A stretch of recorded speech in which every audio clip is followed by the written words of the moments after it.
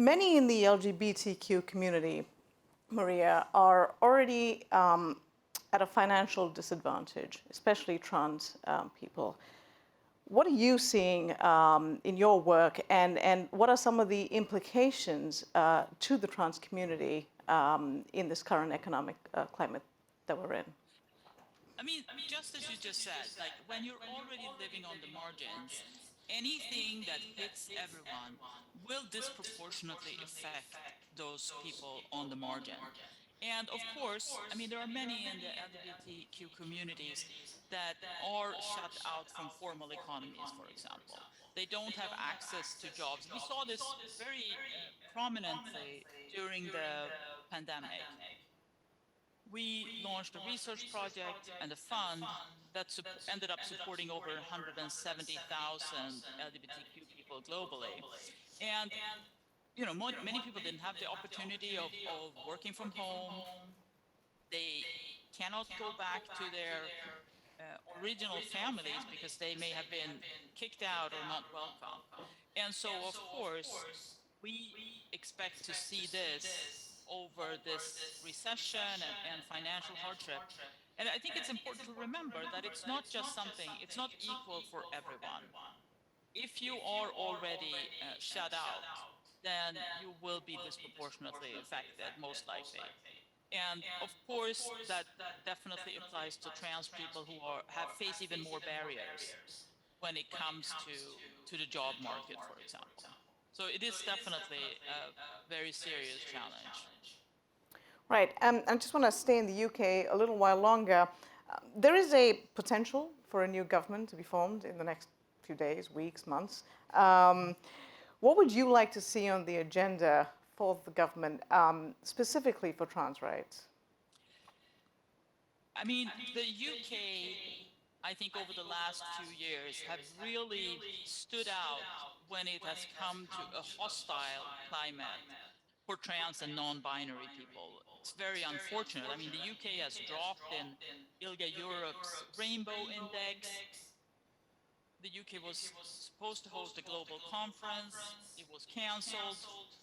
And really, I think the reputation of the UK when it comes to trans rights has taken a very serious hit. And I would like for the UK government to really step up, to prioritize inclusion, to value trans and non-binary people, and ensure that legally and also in the rhetoric coming out of the government that they promote inclusion and respect for trans and non-binary people. Sure. The UK government, in fact, last year backtracked on conversion therapy, where they said that they wouldn't ban conversion therapy for transgender people.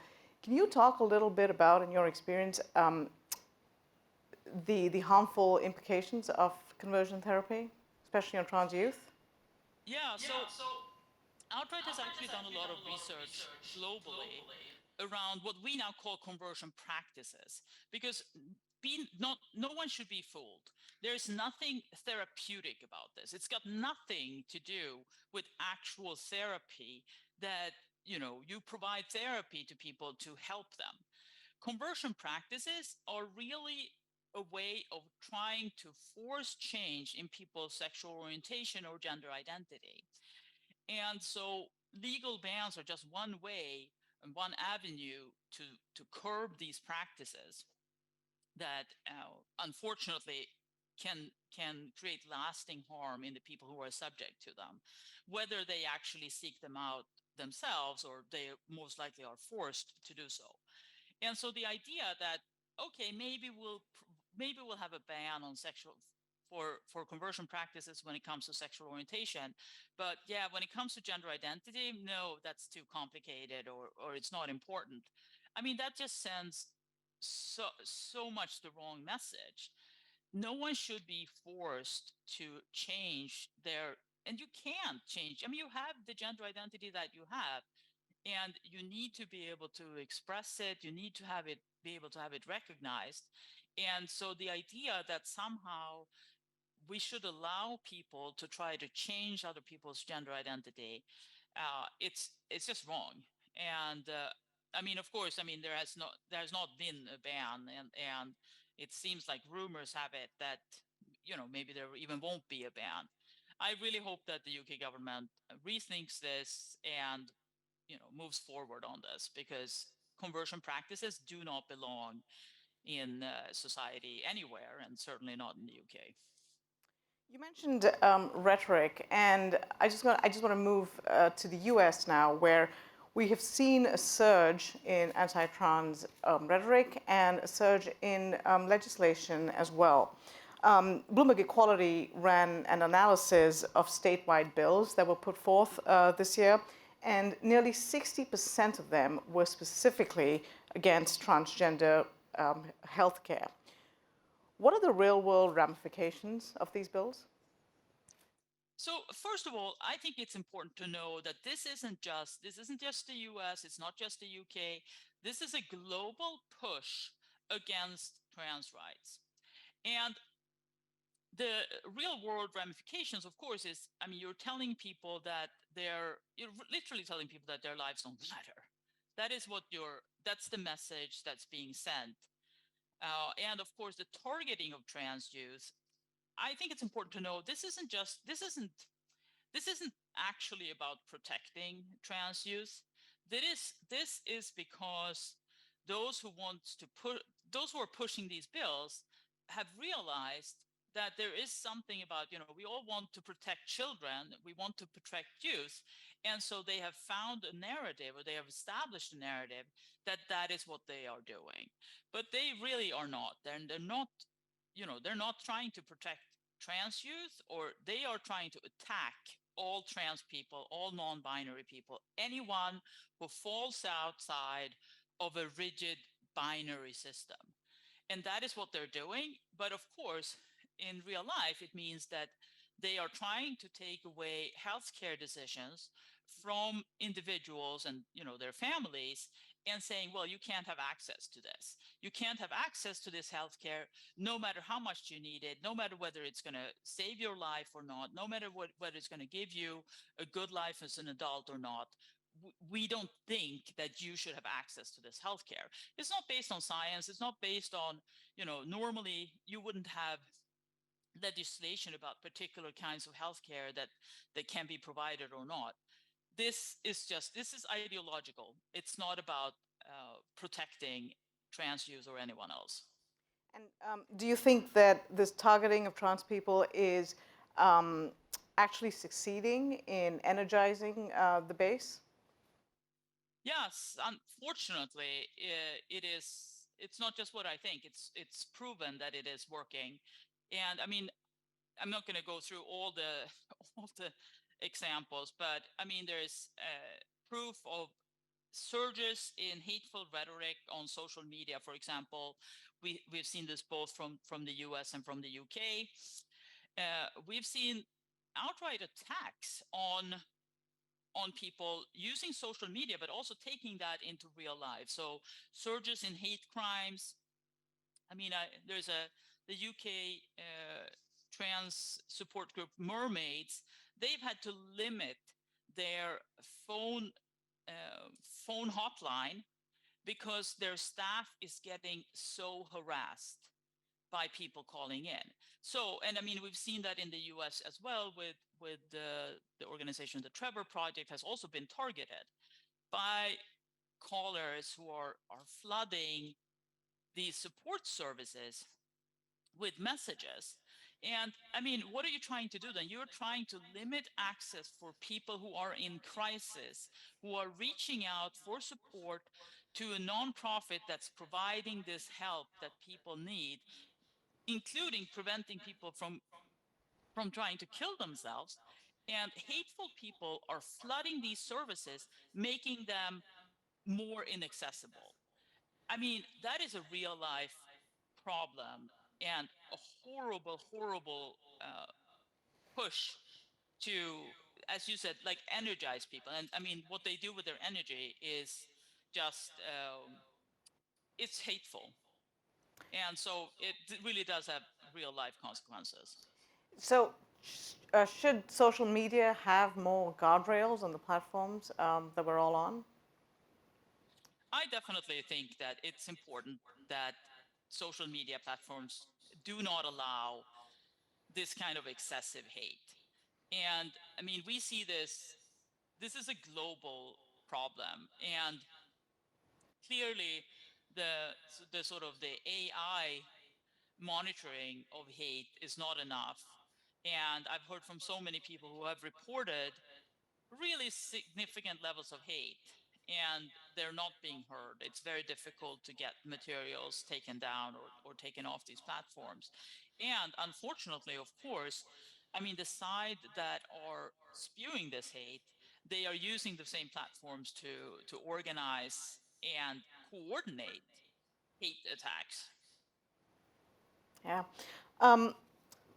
Public opinion, though, I'm going to cite a Pew study that was done recently, I think in May this year, that said 64% of respondents said they favored protecting transgender people from discrimination in jobs, in housing, and in most other settings. However, 50% of those same respondents said that they favor laws that require trans people to play on sports teams that match the gender that's on their birth certificate. What is your organization and organizations like yours doing to shift public opinion? I mean, I think shifting public opinion is critical. And I mean, we've known for a long time that when you know someone who is LGBTIQ, you have more tolerance and acceptance. And so I think that the visibility is a critical piece, because maybe not everyone has a neighbor that they know, or a friend that they know, or a coworker that they know. So having visibility through media, and also, of course, companies, making their colleagues visible, I think those are some of the critical elements when it comes to shifting this narrative. I also think that, I mean, it's it's important, and I'm not sure if everyone who has responded in this survey sort of understand the consequence. I feel like a lot of the discussions around sport, it really has been like, oh, how do we exclude people, how do we exclude people? Like, it really should be about how can we make sports as inclusive as possible.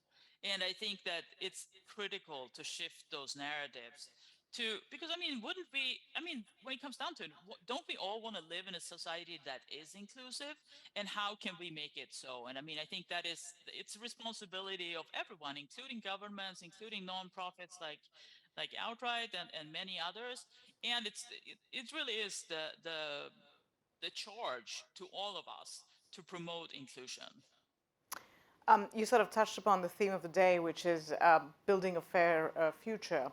What role do you think business and business leaders have in being more inclusive to transgender people or employees? I really think that businesses have a critical role to play.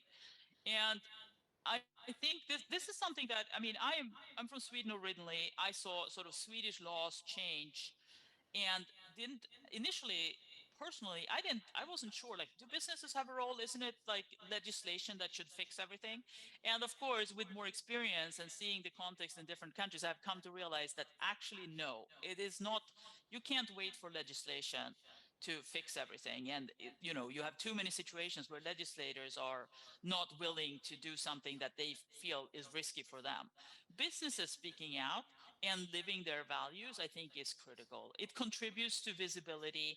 It allows people to not be discriminated, at least at work. And I think that businesses can make this visible and also show that there are some, you'll hear sort of fake arguments that somehow this will hurt businesses, or it will hurt other people or whatever. Inclusion doesn't hurt anyone. It just makes people feel included, makes them be part of the workforce, allows them to be themselves at work and contribute. And I really think that businesses can be more vocal around this, and they can create this visibility that is sorely needed. Not saying that, you should never force anyone to be out if they don't want to be out, but you should create a situation where everyone who wants to can be out. And you should make sure that that does not hurt people's careers. You should use that in your in your publicity. You should be visible, and I think that really is an important piece that businesses can take on. Sure. We're running out of time, but I have time for one last question, which is you had a global organization. Are you seeing any bright spots or policies right now that give you hope? I mean, I think that there are always some bright spots, and that's the thing. It's like not every. It's not a. It's nothing is linear. So progress or pushback is never linear. There are many places where we see pushback, but we also see progress. And I think that a lot of that progress comes from the visibility and organizing of trans and LGBTIQ communities themselves, making ourselves more visible, pushing lawmakers, pushing policymakers, pushing businesses to acknowledge that we exist and we should have the same rights, and we should be included, because otherwise we can't create a fair society. And I think that that is always what I go to for hope, is seeing how we self-organize and put ourselves out there and make ourselves more visible, and somehow we do get society to move. Maria Overall, Sjödin, I'm optimistic. that's great to hear. Thank you so much for joining us. It's a pleasure as always. Thank you so much for having me.